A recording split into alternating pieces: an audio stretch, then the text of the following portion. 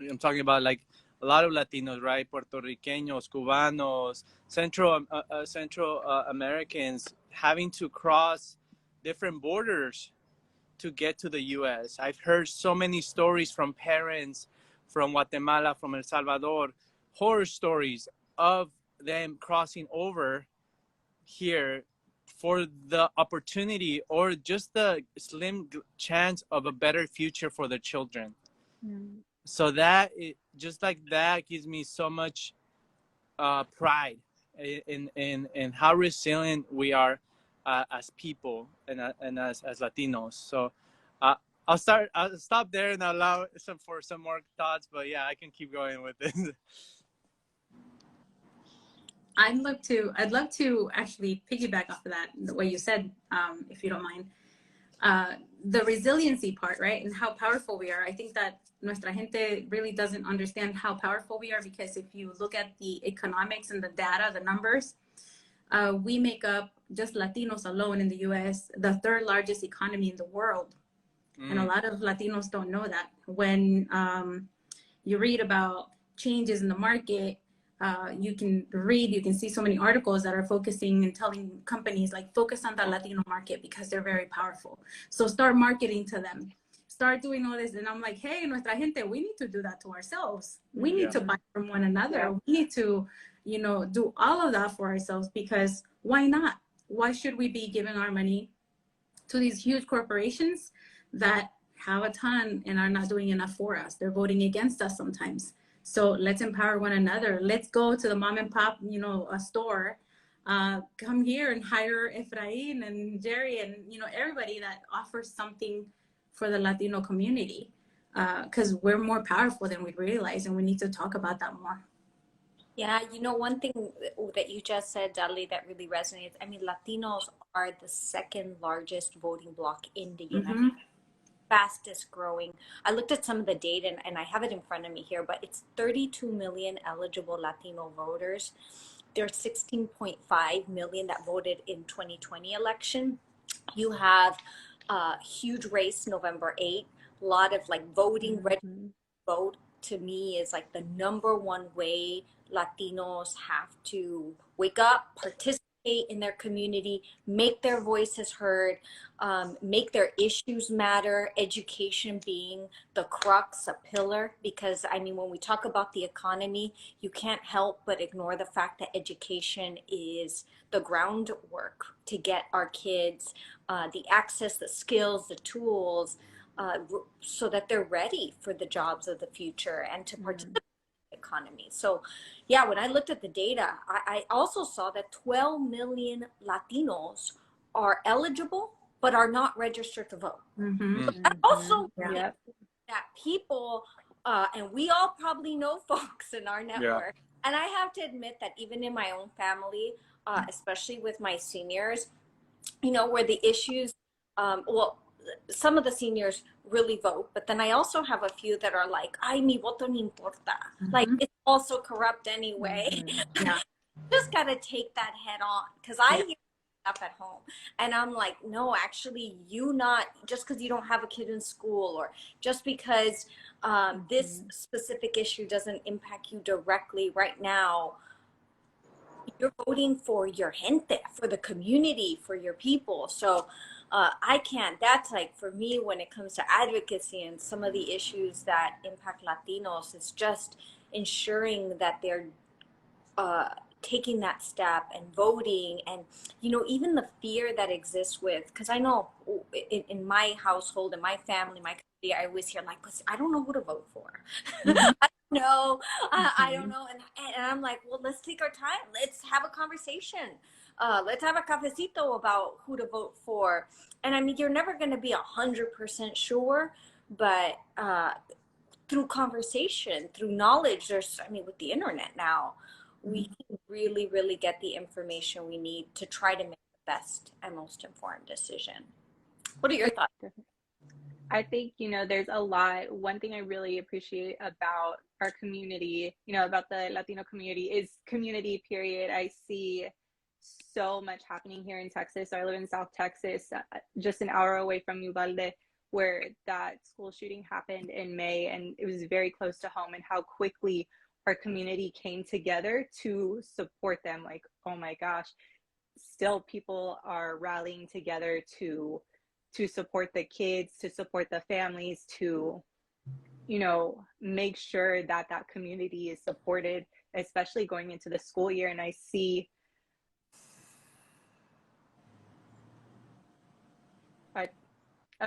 sorry, I think it's cut off for a second. You know, I see us rallying together to make sure that our gente is registered to vote, because like you said, we have so many people here who, you know, no me importa, it doesn't matter to me, it doesn't affect me, it doesn't impact me. And I think people are seeing now, you know what, especially in local politics, it does impact us. So to see the way that our community is starting to come together, is starting to rally together and share information, has just been phenomenal over the course of the past couple of years. Yeah. And you know, the last thought on this, when I think of like Latino, is that there's so much leadership in the Latino community. And I think one of the things that really has stuck with me is that sometimes we don't push our kids into those positions of power, into the positions to have a seat at the table, to be the head of, to imagine themselves being the head of a major corporation, a nonprofit, or whatever they would want. But essentially really leading, I think, is the other place. To run for even school board, to run for office, to be the people representing us in the issues is another huge, I think, missed opportunity that I just am excited to continuously support. I'm a big supporter. I went through a program, a leadership program, when I was kind of mid-level career, called Hispanics Organized for Political Equality. And the entire mission of that org was to really support women, to create that network, and to instill that seed of possibility, that to have power means to use your voice in your vote, to take action, to actually take steps on issues, and to really imagine a new possibility. So just, I can't emphasize that piece enough. Like in schools, when we talk to our kids about education and careers, I'm always thinking, you know what? The next president, based on the numbers I just gave, could be Latino. Yeah. Like, that is a real possibility. Yeah. I know in the United States, we're still arguing over whether we can get a white woman elected. I know. It's crazy. A little bit much. But that's the state of affairs here. But the idea of a Latino, a person of color, really leading and reflecting the different issues in our nation is so promising. And the way, you know, we rallied, and many folks rallied in elections. Yeah. To your point about local elections, I also want to remind nuestra gente de que, you know, you can get involved as low as the school itself. I mean, PTA, people underestimate the power of all those people volunteering for PTA, which happen to be mostly women. My God, the last elementary school my kids went to, their operating expenses for PTA was $250,000. Those women were entrepreneurs, CEO level. And that is just providing services and programs and celebrations for the school community. And a lot of people, you know, they say, oh, these moms que saben. I'm like, they know a lot. They're operating $250,000. Can you operate $250,000 a school year? So don't underestimate them and get involved. I mean, I was part of school site council, where you vote on how the money should be used for the school. If you're a taxpayer and you're saying, I'm not about politics. Yes, you are. If you're paying taxes, you're you're being affected. If you have healthcare or if you do not have healthcare, you are into politics whether you like it or not. Así de que póngase las pilas, edúquense. Don't just go and check off the block. If you're Republican, don't just check off all the Republican boxes in the ballot. Or if you're Democrat, you know, or if you're liberal, vayan, estudien, you know, like go and get the pros and cons of every single person. A lot of people, they're like, well, that's not realistic. That's too much homework. I'm like, but it's your future. It's your dollars. And look at what we got right now with inflation. Look at who gets bailed out and who gets left behind. Why are we paying more taxes than the filthy rich. Like, you know, but we're the masses. There's a small amount of people. Pero si todos nos ponemos las pilas and we educate ourselves and we start voting in a smarter way, we can change that. And I know some people are like, that's unrealistic. It's unrealistic only if you really don't believe in the power of your own voice and your vote. Yes, yes. I just want to add to that. I love it. Hay que ponernos las pilas for sure. Yeah. And empower our children, like Aida said, to take on those leadership positions, right? Mm-hmm. Take presence and take space in these spaces where typically Latinos haven't been. And it's okay, you know, because I think that a lot of times as a first generation, and part of my journey was living and undocumented, and that's living in the shadows, living in the te tienes que esconder porque, you know, you don't want to make any noise, and that psychologically gets to you, you know. And now I'm trying to break out of my shell and be the leader that I'm meant to be, you know. But I think that if we can do that with our young people, like Aida mentioned, it just, there's going to be so much change in the next 20 years. We're going to see so many leaders, Latinos, you know, like you said, in office, in the schools, and just creating social change. So yeah, I just wanted to kind of add to that. I'm going to piggyback real quick because we just posted a video, this, so shameless plug. We just posted a video about advocacy, like how you can hold space for your kids to advocate for themselves in the home. Those leadership positions are hard to feel comfortable in and hard to feel like you are worthy of when you struggle with your voice. And I say that as someone who has struggled with my own voice. I didn't think that, you know, that my voice mattered, that I could be in a position like this.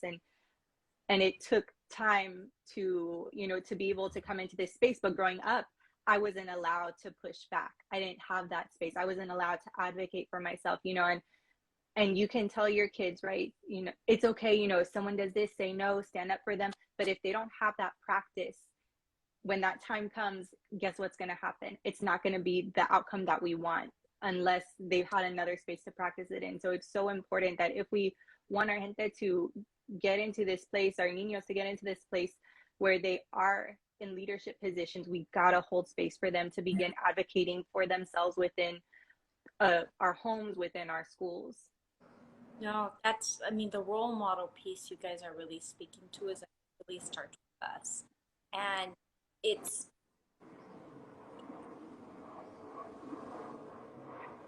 the privilege also of the things we perhaps take for granted. You can't help but stop and recognize that it took some real warriors, some champions. I mean, so we throw out Cesar Chavez's name, who really sacrificed so much to fight for rights and just basic, the basic equal justice around things that, you know, today as we're like buying blueberries, we don't stop to think that it was such an effort that people were fighting for bathrooms and stuff. And so in addition to all the things we have to do now, I actually really think that when it comes to the way we talk about history, the way we focus in on who are the leaders who've helped sacrifice so much of themselves or time and took the courage to put themselves as leaders, and really lead the charge, and bring people, you know, to out of the fear, because it's fear that keeps us, whether individually or collectively, kind of accepting what's not acceptable. And I mean, I really never imagined myself leading an organization at all. In fact, I'm probably like the happiest without, I was afraid of actually having the responsibility, the title, and it took a lot of mentorship, a lot of people along the way saying, Aida, I think you can do it. And I'm like, oh no, me, I'm like real good. You know, no, I don't need any more canas in my hair. Oh my God. And it just scared me. And so like I just now think to myself, we really have an opportunity to not just talk about and showcase kind of the folks who've led the way, were ordinary people doing really extraordinary things. Like they, at the end of the day, were mamas, papas, they were cooking dinner, buying and going to la marqueta, doing all the crazy things. Like I think one parent said on a live today that every mom and dad should have CEO, CEO or executive director on their resume. And I was like, yes, they are. They are. They do it all. They manage calendar schedules, multitasking to the max, and you just often don't get the credit when you're doing that. But in schools, we got to challenge what we're taught in history. Because I can say, when I look back at my high school education, oh my God, it was so outdated. Of the way history was taught, the way kind of European colonialism, how we went through government studies. And so it's been really interesting seeing the conversation around critical race theory, and that we're actually debating how we talk about history. The fact that we don't talk about, California and Texas. They weren't always part of the United States. And sometimes a history that is not perfect and full of roses, but it's something we have to share with our kids about, why is it that Latinos are deeply rooted in the United States? And in fact, when we've set up borders in California and Texas, and when we think of, who's an American and who holds those privileges, it includes many people and indigenous folks who were here long before other folks came. So as you're sharing that, Efrain, kind of that's what came to mind, is that some of that history, we think of insiders and outsiders here in America, but for many Latinos, they were here, they've been here for generations on end. Yeah, they were here and they never left. And they claim that we are coming from, I'm like, no, check your history. And a lot of people, when you tell them that, they're like, no, it's in the history books.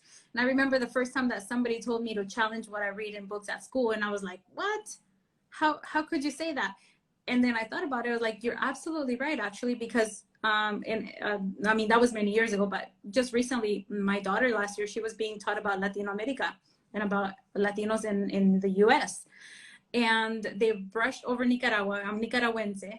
So the story they were telling my daughter about Nicaragua is that Daniel Ortega, the current president, has made life so easy para los nicaragüenses. And I'm like, wait a minute, why aren't they talking about the persecution of all the university kids just 2 years ago? And even now he's shutting down the water, the electricity in certain areas as retaliation because they don't want to support him. They want him out of office.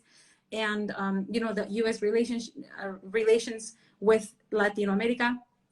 And my daughter is listening to all of this and she's like, I was so mad, Mom. I just wanted to say something. I'm like, well, you should have probably said something, just because they're taking this from the textbooks and then they're painting this false notion of, Latinos and how, good the situation is. And that closes the opportunity for conversation about how many Latinos are trying to get out of those countries, not because they want to, but because they have to survive, which then would allow these non-Latinos to understand why immigration is happening all the time. So, all of these little conversations that may seem insignificant do matter. And unless you're, like if my daughter didn't know because we talked to family over there, she would have believed it because that's what the history books say. That's what the teachers say. And then kids are like, whatever the teacher says goes, right? So I teach my kids, like, look, you have to challenge what you're taught and you have to find different answers because you cannot be one-sided.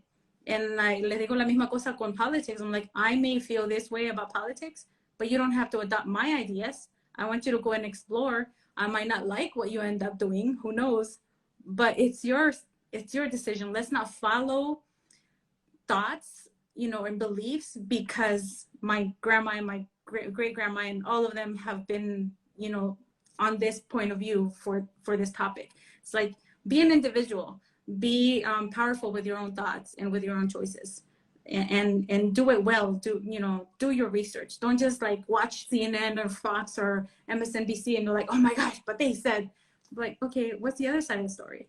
You know, don't be that person. Mm-hmm. And you know, I think this comes down to like the way, I mean, the function of the American education system at its best is when it's developing critical thinkers. Mm-hmm.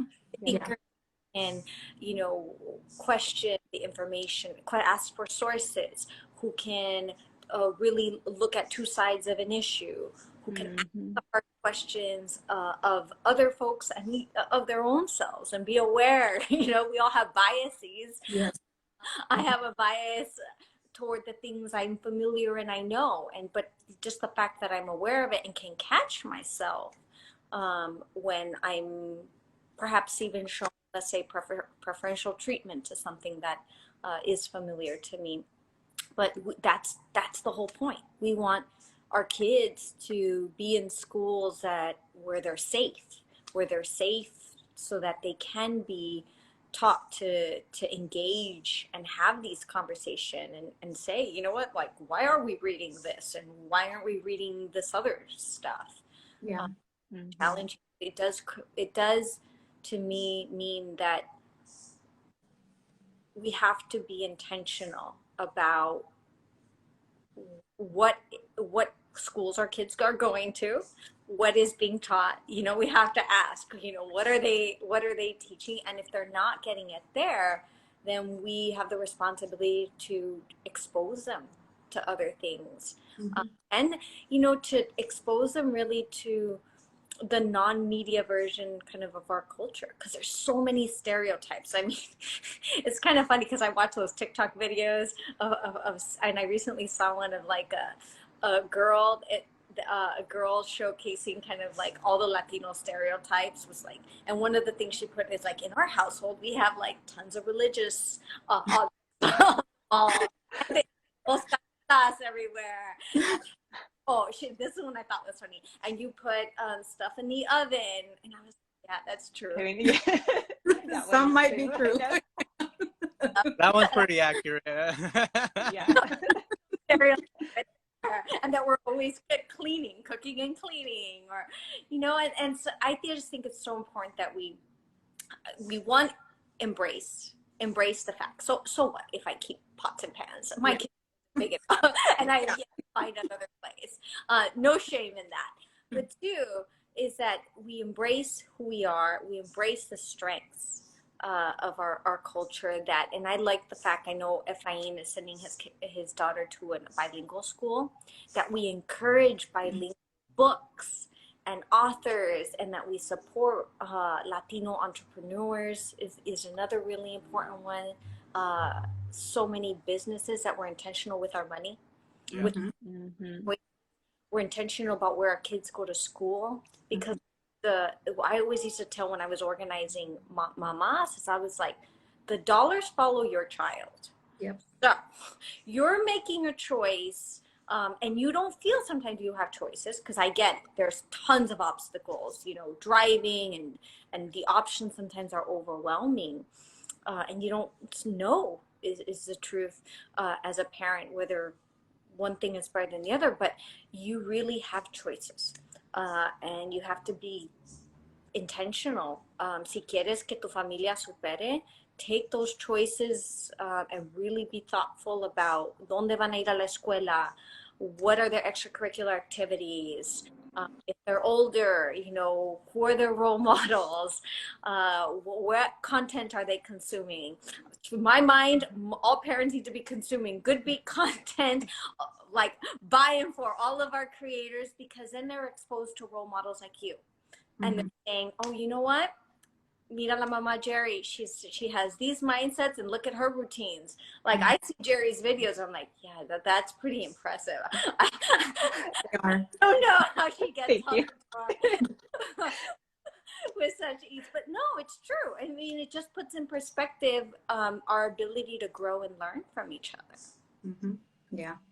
It does. It's, you know, seeing things by us, for us is so important. As you were talking, I was thinking of, you know, all these people in my community, in my circle, organizations that have popped up in, you know, in Texas over the past five, five to, I'm like, what year is it? 2022, you know, 5 to 10 years, because when I was in my early 20s, I moved. I was so upset with our community, and I moved to New York actually, and I was exposed to so many different things, but when I came back, it changed. We had a lot of people moving to our city that weren't from here, and I think that's when our community really started to realize, oh my gosh, people are taking up our space, right? You see that gentrification happening, and we started to realize the importance of supporting one another out loud and building that community and building spaces for us. And I think it's critical to surround yourself with those things, because we can be so inundated with you know, all the other things that are out there. And when we are intentional in what we put into our lives, it helps it make it easier when we think about, okay, what are we going to intentionally bring into our kids' lives? And it brings in this alignment, because they see that we are being intentional. And that's how we get our kids to be more intentional about, you know, the questions that they're asking and the things that they're consuming, and how they're showing up in their lives.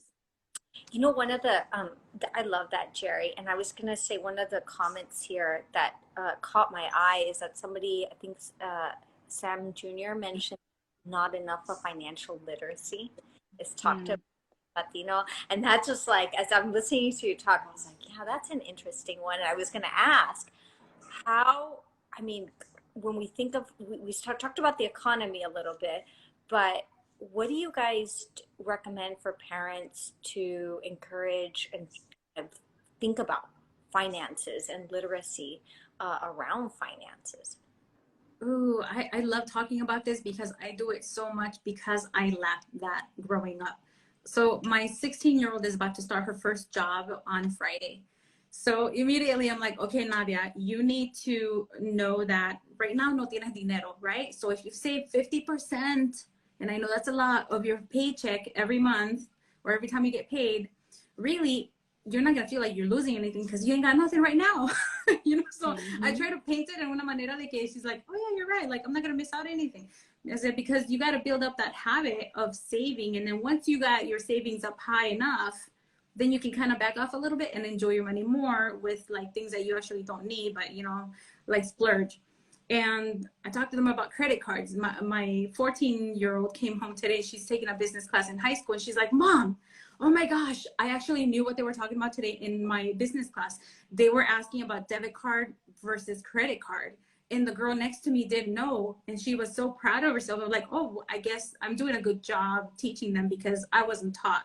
And some people, they all have their own opinions about debt, good debt, you know, whatever. My train of thought is credit cards are evil. I'm not gonna support that economic system, you know, but that's my opinion. So I tell them like, this is what I think, you know, but you have more power with cash. And then we talk about the bills and we talk about how it works.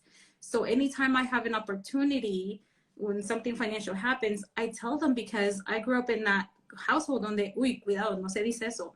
You shouldn't worry about, you know, like any like, you should know about our finances. But there comes an age, in my opinion, for kids where you should tell them like, look, this is how much I pay for your cell phone, because one day you're going to take over that cell phone. This is how much I'm paying into your life insurance and your investment account.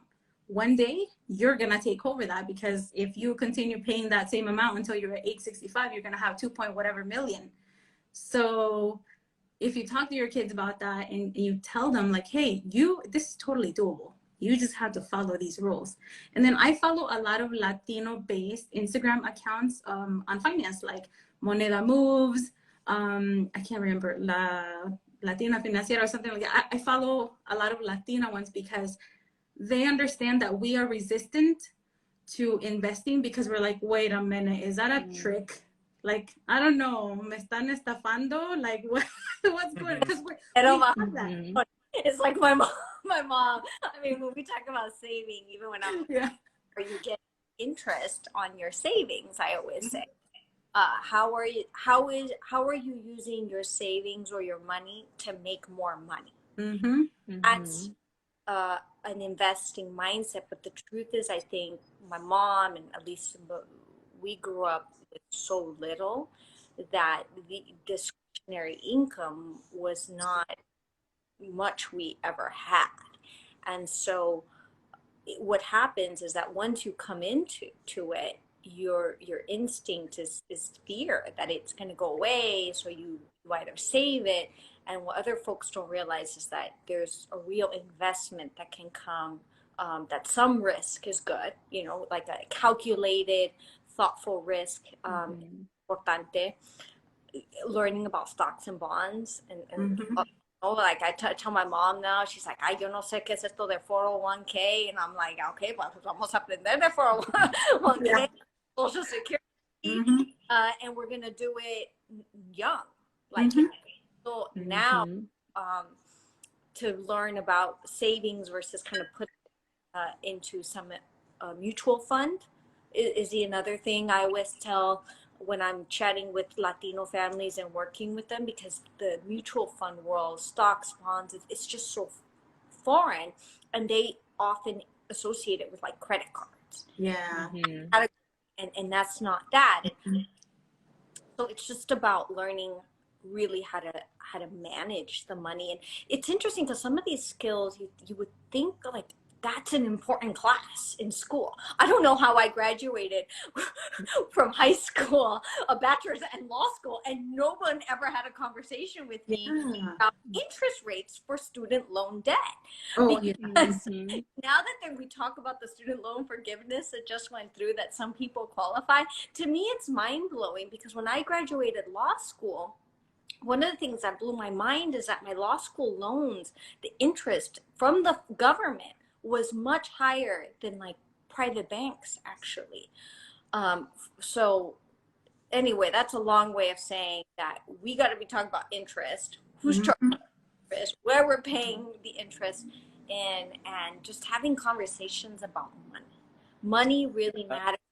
It even, I think in the pandemic, the last thing I'll say is that having seen so many loss of people, for Latino families, combined with financial literacy, are conversations around documenting everything. Like a will is super easy to create. A trust, you know, getting a lawyer or somebody to help you set these things up, because we never think we're going to go. No one ever wants to, that, you know, there's tragedy, pero pasa. And we saw it on a massive scale. And so making sure our kids, our families are protected, you know, that we leave the house inherited and that it can pass through without any major problem, or bank accounts and all of that. So that's kind of, along with financial literacy, if I took away anything from law school, I was to tell the moms I work with, like, you got to have a will. You got to think about these things. Who's going to take care of your kid if something happens, God forbid. But, you know, these are things we have to talk about.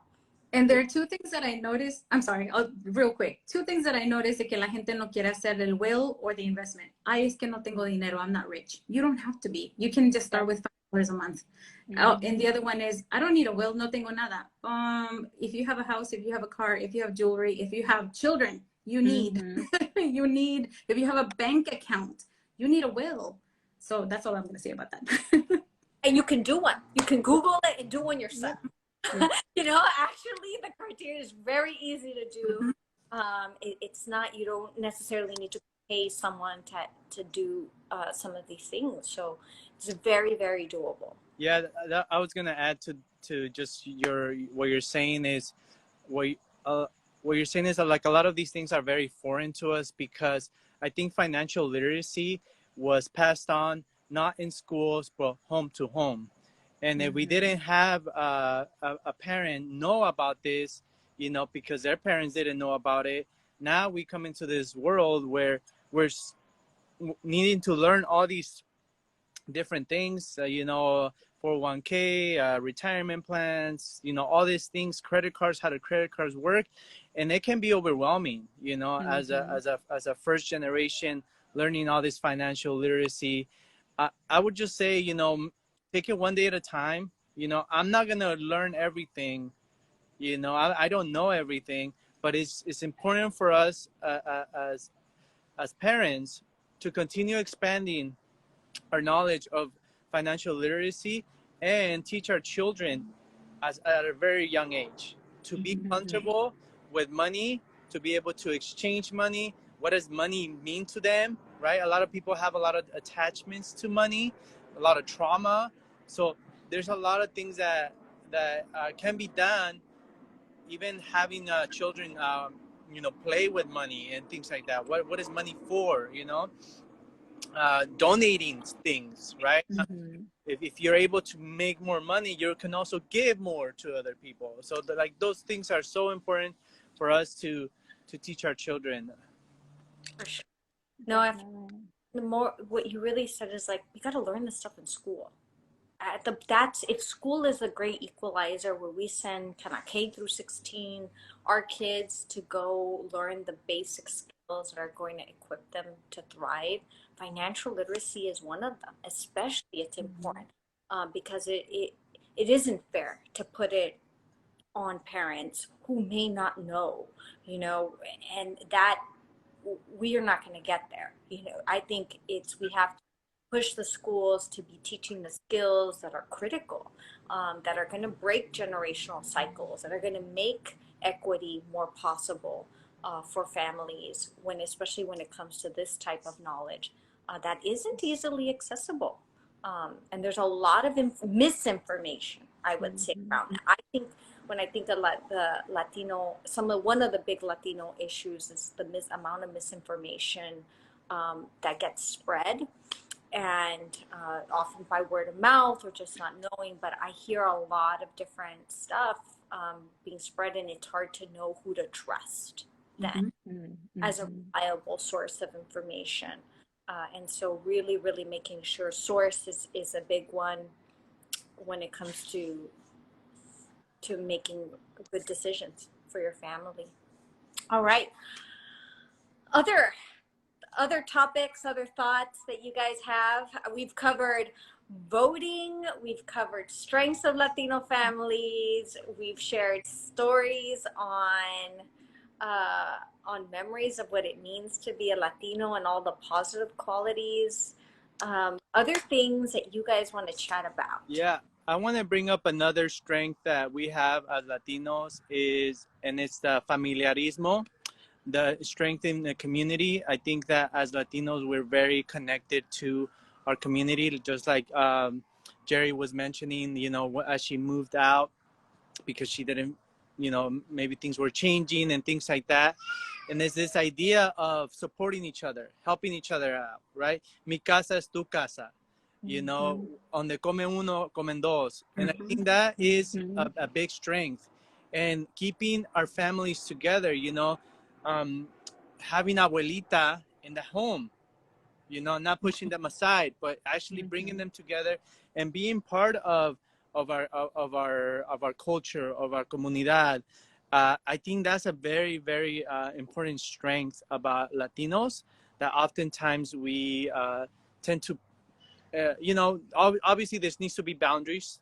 That's something that we can talk about, but also having that community, I think is very something that I appreciate, at least.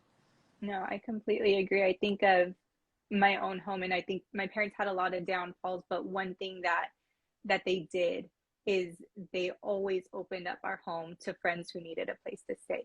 Always, always, always. My mom would pick up a friend we went to a magnet school that was by our house, and a friend of mine, their mom would just leave them sometimes, and they'd miss the bus, and they'd say, sorry, you figure it out. And my mom would drive probably about 20 minutes to go pick them up and take them to school. And I think that is such a huge part of our community, that we, you know, that we rally together and we bring people in as our own family when we see that they're in need. I think that's such a beautiful thing that we don't always see in other communities. And I think that Efrain, you hit the nail on the head with that one. Is such, not just a strength, but such a beautiful part of our culture. Yeah.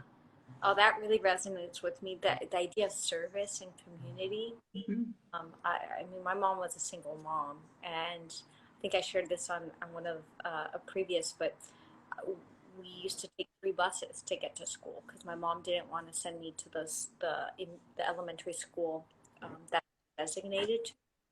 We lived in a really kind of overridden gang territory in the middle of LA.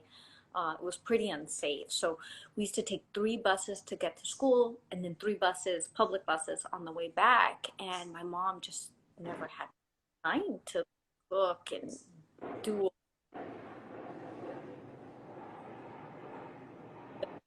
eight apartment complex. And she, as soon as she saw us walk in, she would like open the door and be like, "Ahí hice, Aida," she would tell, my mom's also called Aida, and she was like, "Aida, hice pozole, hice menudo." Just like warmth of having folks open their door and having other people take care of me. I mean, I really owe it to the community we lived in for all the free aftercare, unsupervised aftercare, essentially. But all of that went into the experience of needing the community to help step in, especially when you're a single family household with limited transportation. You rely on it. So growing up, my mom always used to give back. You know, I think it doesn't take much to share. If you have she always say, si tenemos un pan, lo podemos partir en dos y compartirlo. Like we just share what we have, and that's something that is really beautiful. The other thing is we celebrate. I gotta say, we throw a party for everything. Yeah. Yeah. Yeah. ¿Por qué no? Celebrate everything. I love it.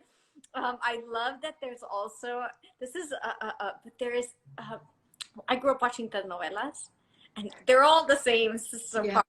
There's such an emphasis on love. Romance. And I have lots of critiques around it, but I have to say that one of the things now that I just appreciate is seeing the actors I grew up watching, like now still have roles, but as older roles, and celebrating the trajectory and the life trajectory along with different personalities online. Like so much of Latinos and Spanish TV is what I associate when I think of our culture. It's the food, the TV, the media, the music. Yeah. I like Delia's comment, no money for university, but for quinceañera. That is so true. We need to prioritize better. But there's something I wanted to touch base on before we go, because I know we have like maybe 10 minutes. Something that I think a lot of us do because we come to this country, those of us who immigrate, and we kind of feel like we have to like earn our way in, right? So for example, something as basic like your name, you know, sometimes like my name is Dali. A lot of Americanos can't say it. They call me Dolly or hey D. I'm like, okay, you can call me Dali. You know, so it's like those micro little actions that teach people about who we are, and that also create boundaries so that they don't disrespect us by not even trying to say our name correctly. It's something that I emphasize with my children because I've dealt with it so much. But I've realized as I study like a whole bunch of things that Latinos are kind of like ignored in the major discussions.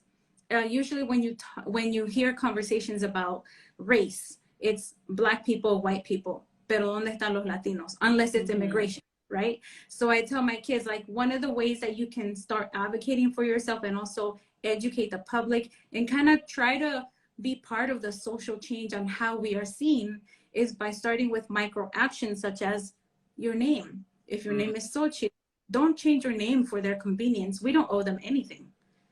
You know, tell them, you can call me Xochitl, you know, do you want me to help you? You know, and ask them, like, I can help you learn how to say this name, because if I'm expected to say certain really hard names, like I remember having to learn how to say Schmidt And I'm like, oh my gosh, y todavía se siente bien uncomfortable when I say it. It's like such a hard word. Or like Arnold Schwarzenegger, I still can't say his name.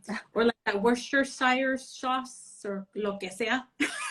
You know, like, so you want me to say these words, but you can't say Dali, or you can't say Efrain. Like, and then also like, I'm from Nicaragua, not Nicaragua. You know, like my name is Dali Rivera, not Dali Rivera.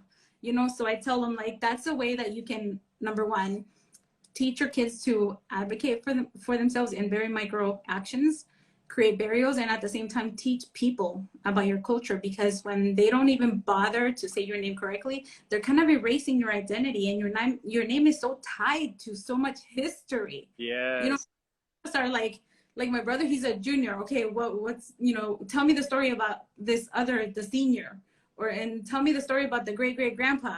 You know, like what, you know, how did that name get here?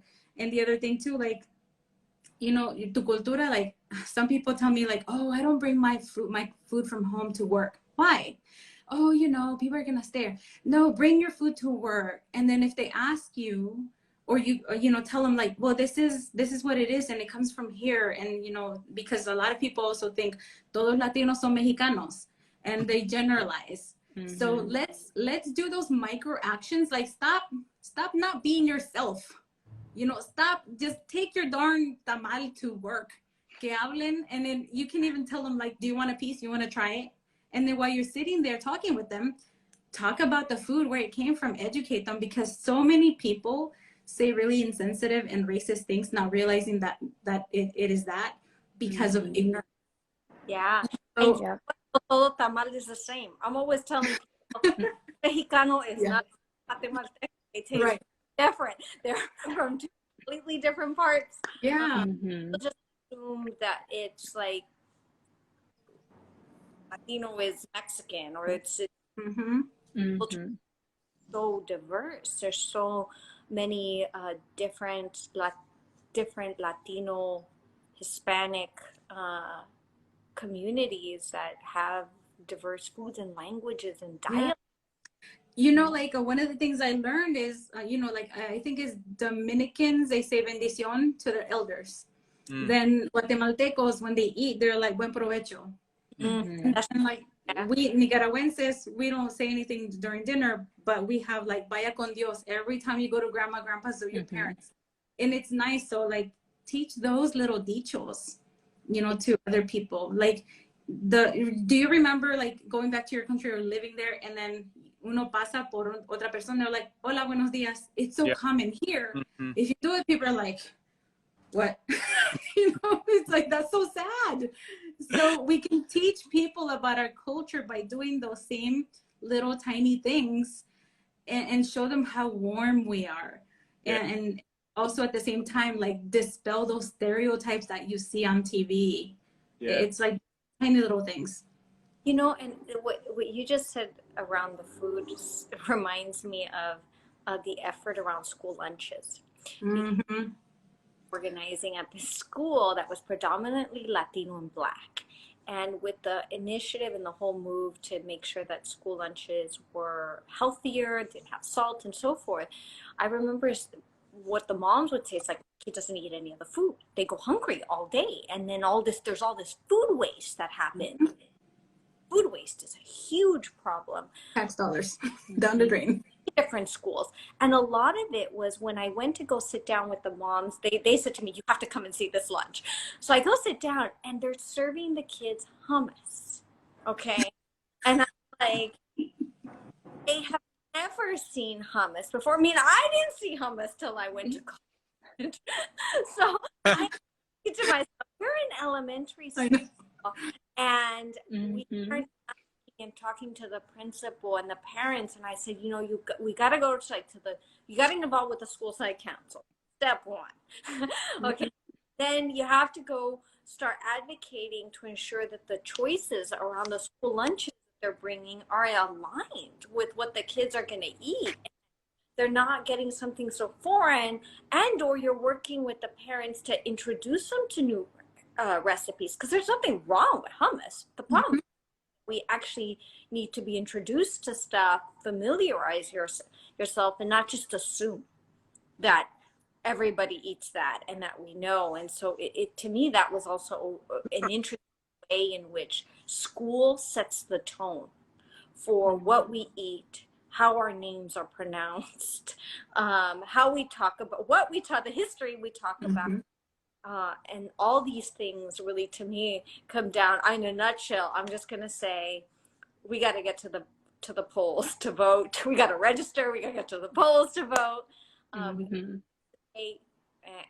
really start asking unapologetically for the things we need and we want for our communities. And so if we want to see tamalitos on the menu, Yeah. there's nothing wrong with that. So it can happen. But really it takes the community to be pushing for these things. Yes. There's something I want to share too. Speaking of, like the engaging with other people and teaching them about yourselves. For those of you who have accents, because you took the dedication and determination to learn English, don't think of your accent as something to be ashamed of.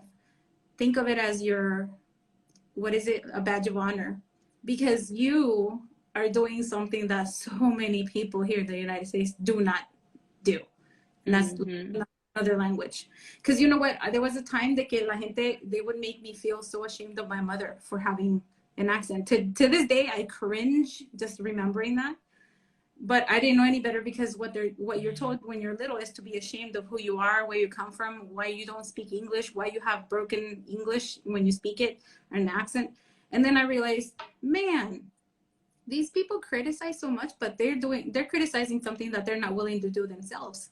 So if you have an accent, or if your parents have an accent, be proud, because it might be very heavy, but they learned it, which is more than anybody else, will do. And it goes to, I grew up in a time where speaking Spanish, like I saw a lot of families and parents discourage speaking Spanish, and teaching their kids how to read and write Spanish, because they wanted their kids, they thought that they had to choose between English and another language. And so it's nice to see that we are at the beginning stages of having books that are bilingual, schools that are really showing us that the research already is there, that kids who speak more than one language, their brain develops differently, and that it's an asset, not a deficit. Yeah. And so you, like you said, it takes courage to pick up another language. So even with the accent, my mom always used to say, yo mastico el inglés.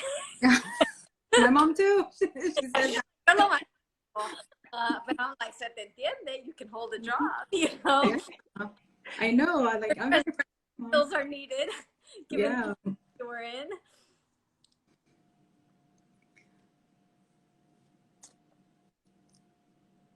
Did it freeze? Yeah, I don't know if I froze, but I don't. Oh, I thought I froze. Mine froze for a moment.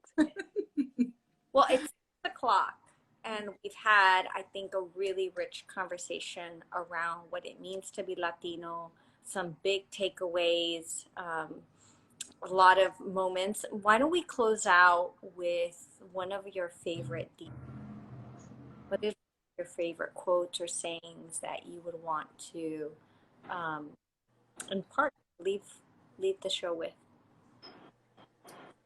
One for me, and I would tell my students this all the time: échale ganas. Give it all you got, because that's, no one can take that away from you. Give it all you got, échale ganas. And we put that, in our halls for the kids when we're putting motivational things, right? You see all these pretty Pinterest things, and we have a creator here in San Antonio, Very That, and she has that, on a lot of her stuff. And so it's great to even pull from local people who are using those dichos in what they're creating. I love that.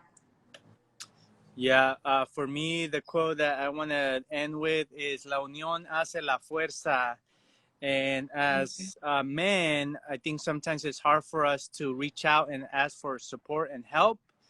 And this is an invitation for dads, for men, to really understand that we can't do it alone, and we need support from the community, from other men, from other wonderful women like yourself. So la unión hace la fuerza. And mine is not like a dicho from like anybody famous or anything, but it's something that I just like created in my own mind to help me move forward. And that is that by pursuing your own dream, you change the world and you don't even know it. So pursue your dream no matter how ridiculous it might sound to others, because you will change the world just by doing that. I like that. It goes along. It's kind of like you can make a difference. Like you matter, and so everything invest in yourself so you can make a difference. The dicho that comes to mind, well, I actually have two. Because I heard Efrain, I was like, yeah, sí se puede. But the one that comes to mind is one my mom actually used to always tell me. She used to always tell me, el que es perico donde quiera es verde. And relates to the one who is, or the parrot, is it perico? Yeah, it's kind of like the parrot who is green everywhere. And I really like that because it really means that you have to focus in on yourself thriving in almost any environment, so that you're not necessarily always seeking the perfect conditions, but that it's really you who can shine in just about any environment. So I want to thank everyone for joining us, for being part of the Goodbeat community. Want to invite and remind folks to share their stories. We want to hear from other folks about your experiences with schools, we want to hear if you have tips to share, resources. We are a community that's really invested in parent-to-parent story teaching, which means your story and your voice matters. So please join into the conversation.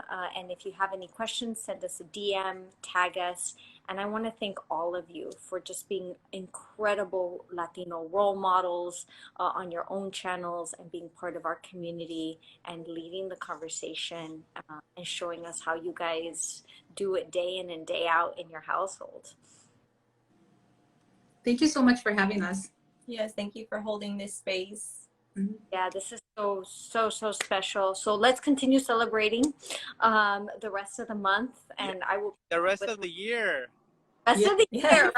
Celebrate all year. Why did we have to shorten it for 1 month? I know. Yeah.